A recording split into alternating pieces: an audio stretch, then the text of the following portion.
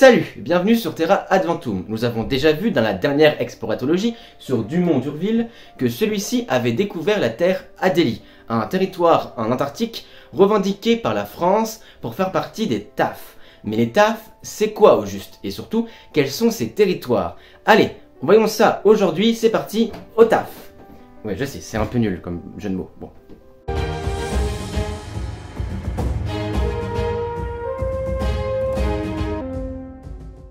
Déjà, TAF, T-A-A-F, c'est un acronyme pour dire Terre australe et antarctique française. C'est quoi?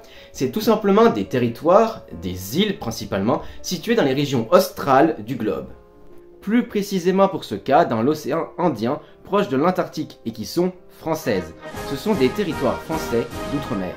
La population est estimée qu'à seulement 186 habitants, et encore ce sont des scientifiques pour la plupart. En fait, il n'existe pas de ville, de peuplement civil, les territoires sont déserts et ils ne servent que d'un point de vue scientifique ou logistique. La superficie totale de ces territoires est tout de même de 440 000 km², soit à peu près la superficie de la Suède. Mais ce n'est pas rien. Bon, c'est bien beau tout ça, mais quels sont donc ces territoires? Il existe 5 districts, donc partageons la vidéo en 5 parties. Les îles Saint-Paul et Amsterdam sont composées de 2 îles, l'île Saint-Paul et l'île Amsterdam. L'île Saint-Paul a une superficie de 8 km². Elle a été découverte par les Portugais en 1559 et nommée Sao Paulo d'après le nom du navire qui la découvre. Île sans grand intérêt, la France en prend possession en 1843 et traduit son nom en français, soit Saint-Paul. L'île Amsterdam, elle, a une superficie de 58 km². Elle a été découverte en 1522 par l'expédition de Magellan, puis elle a été aperçue de nombreuses fois. C'est en 1633 qu'elle est nommée Nieuw Amsterdam, d'après le nom d'un navire néerlandais. Entrecasteaux s'y arrête lors de son expédition de recherche de la Pérouse. Allez voir la vidéo qui en parle si ça vous intéresse. L'île devient française en 1643 comme l'île Saint-Paul car c'est le même homme, Adam Mierolawski, qui les redécouvre et en informe la France. Seules 20 personnes habitent l'île à la base scientifique Martin de Viéviès, d'après le météorologue français Paul de Viévès, qui explore l'île dans les années 50. L'archipel Crozet, composé de 5 îles, se situe dans l'océan Indien. Les 5 îles sont par superficie décroissante. L'île de la Possession, 150 km². Elle a été découverte, elle et les autres îles de l'archipel d'ailleurs, en 1772 par les Français du navire le Mascaran, qui avait pour capitaine Marc-Joseph Marion Dufresne et pour second Julien Crozet. L'archipel a été nommé par James Cook en 1776 les îles Marion et Crozet du nom de leur découvreur. Mais seul le nom de Crozet est resté avec le temps. La prise de possession symbolique de ce groupe d'îles a été faite sur la plus grande de ces îles, qui a été nommée île de la prise de possession, raccourcie maintenant en île de la possession. A noter que son point culminant est le pic du Mascarin. Le Mascarin, c'est le nom du navire.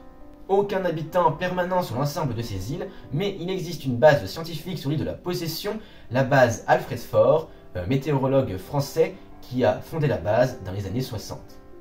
Les autres îles sont l'île de l'Est, 130 km². Elle a pour point culminant le mont Marion Dufresne, le capitaine de l'expédition de 1772.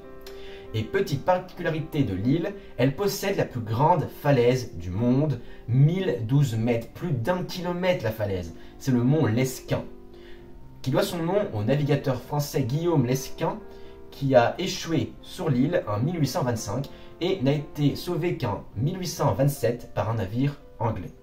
Pour le nom de l'île, vous l'avez peut-être compris, c'est l'île qui se situe le plus à l'est, donc île de l'Est. L'île aux cochons, 67 km².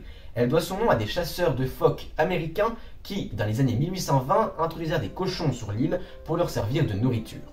L'île des Pingouins, 3 km². Elle a d'abord été nommée par Marion Dufresne, île inaccessible. Puis, au 19e siècle, par les chasseurs de phoques américains, l'île aux Pingouins, tout simplement parce qu'il y avait beaucoup de manchots. On rappelle qu'en anglais, penguin, ça veut dire les manchots, donc c'est une erreur de l'avoir traduit en île des pingouins, mais c'est pas grave, puisque le point culminant a été nommé Mont des Manchots. Et enfin, les îlots des Apôtres, 2 km², bon, plusieurs îlots sans importance. On s'arrête ici pour ce groupe d'îles, juste, il y a eu beaucoup de naufrages dans les îles Crozet.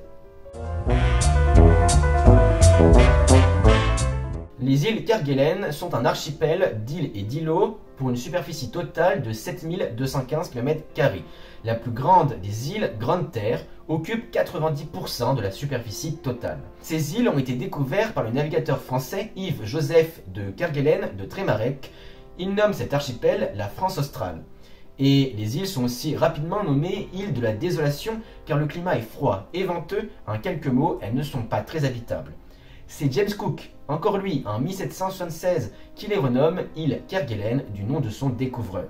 Actuellement, l'île principale est peuplée d'une centaine de personnes à la base technique et scientifique Port-au-Français. C'est la seule base permanente de l'archipel. Elle a été créée en 1950 par Pierre Sicot.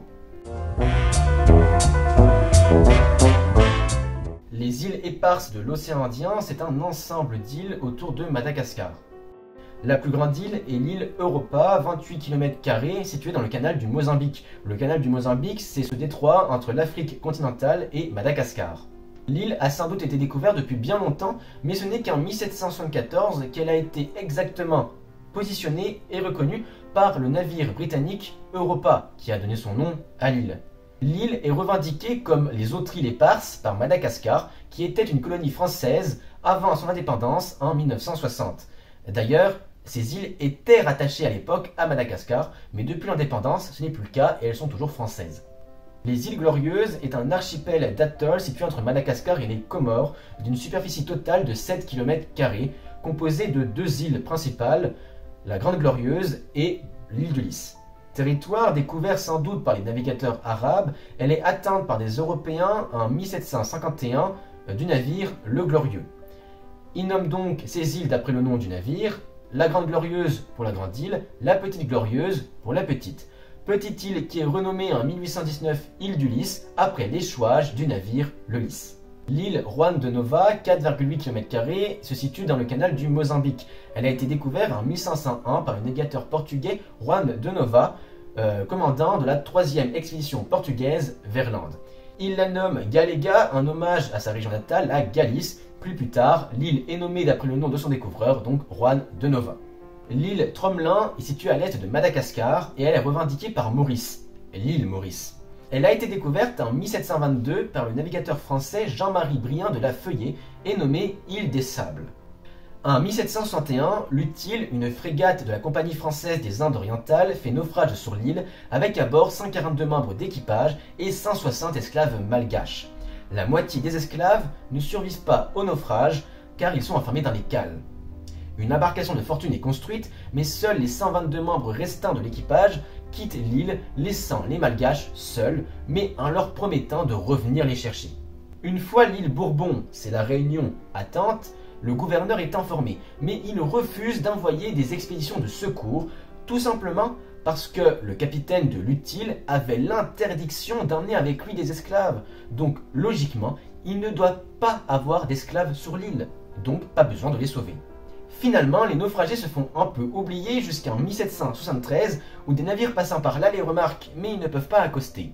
Ce n'est qu'en 1776 que les rescapés, seulement 7 femmes et un bébé, ont pu être sauvés par la corvette, la Dauphine, du capitaine Jacques-Marie Boudin de Tromelin. Tromelin est aussi le premier à décrire en détail l'île. L'île porte donc aujourd'hui son nom. Enfin, Bassas de India est un petit atoll de 0,2 km² situé pas très loin de l'île Europa dans le canal du Mozambique. Elle a été découverte dans les années 1500 par Gaspar de Gonçalves. C'est un territoire revendiqué par la France, fait partie des TAF, mais se trouvant en Antarctique et n'appartenant de fait à personne, comme tout le continent. Cependant, on peut quand même dire qu'il s'agit de l'Antarctique française, je parle bien sûr de la Terre Adélie. D'une superficie de 432 000 km², elle a été découverte en 1840 par le français Jules Dumont d'Urville, qui la nomme en l'honneur de son épouse Adèle Dumont d'Urville. Dans les années 50, plusieurs pays installent des stations de recherche en Antarctique pour assurer leurs revendications. La France en fait de même en 1950 avec la station Port-Martin. Mais victime d'un incendie, une nouvelle station est construite en 1956, la base antarctique du mont d'Urville. Quoi de mieux que d'employer le nom du découvreur de cette terre? C'est en 1959 qu'est signé le traité de l'Antarctique avec pour but d'assurer que ce continent sera exclusivement employé à des fins pacifiques et ne deviendra en aucun cas un territoire de différend entre nations. En gros, chaque pays a le droit de revendiquer sa portion de l'Antarctique, mais en aucun cas de la posséder. Voilà, les TAF, les terres australes et antarctiques françaises, ce sont ces 5 territoires qui, cumulés, ont une superficie de 440 000 km². Par contre, si on enlève la terre Adélie, qui n'est qu'un territoire revendiqué, il ne reste plus que 8 000 km². Logique, puisque les TAF, ce sont des petites îles. Bon, la seule véritable grande île est Grande Terre, des îles Kerguelen, 6 675 km². Les 1300 km² restants sont répartis entre les autres îles Kerguelen, les îles Éparses autour de Madagascar, les îles Crozet et les îles Saint-Paul et Amsterdam. Merci pour le visionnage de cette vidéo, j'espère que vous en savez plus maintenant sur les TAF, les terres australes et antarctiques françaises. Si c'est le cas, n'oubliez pas d'aimer la vidéo, de la partager et surtout abonne-toi. Et moi je vous dis à la prochaine sur Terra Adentum.